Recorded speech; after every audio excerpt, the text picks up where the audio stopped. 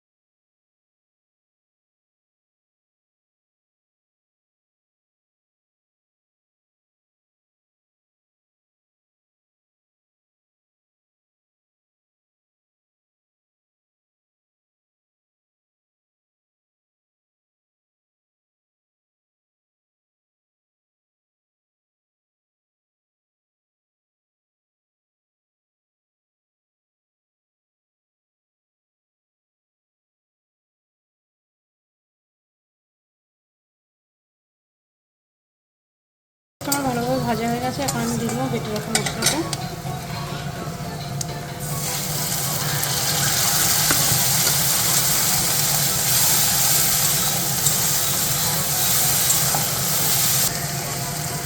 এখন আমি দিয়ে দেবো স্বাদ মতো লবণ, পরিমাণ মতো হলুদ গুঁড়ো,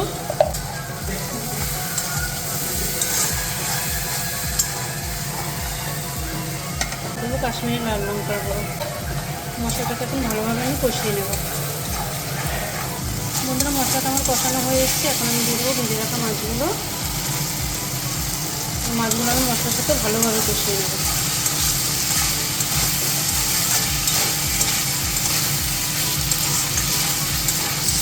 মশলার সাথে মাছটা আমার কষানো হয়ে গেছে ভালোভাবে, এখন আমি পরিমাণ মতো জল দিয়ে নেব।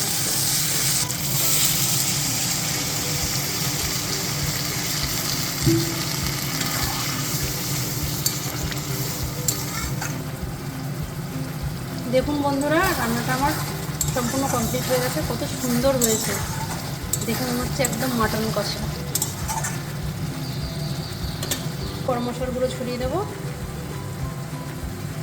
বন্ধুরা, এই মাছটা আপনারা এইভাবে রান্না করে খেয়ে দেখবেন, ভীষণ ভালো লাগবে, ভীষণ টেস্টি খেতে। এখন আমি এটাকে নামিয়ে দেবো। আমার এই রেসিপিটা যদি আপনাদের ভালো লেগে থাকে, লাইক কমেন্ট করে আমার পাশে থাকবেন।